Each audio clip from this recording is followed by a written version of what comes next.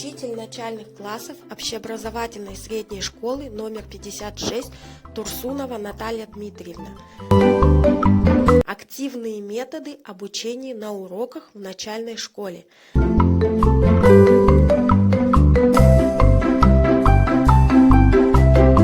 Активные методы обучения нужны для повышения учебной мотивации, активизации познавательной активности учащихся, развития способностей к самостоятельному обучению, выработка навыков работы в коллективе, коррекция самооценки учащихся, формирование и развитие коммуникативных навыков. Активные методы обучения – это методы, побуждающие учащихся к активной мыслительной и практической деятельности в процессе овладения учебным материалом. На своем уроке я использовала активный метод зонд.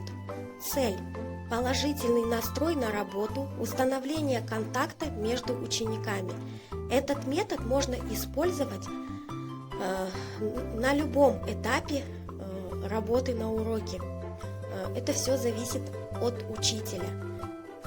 Я использовала этот метод в начале урока. Пожалуйста, кто желает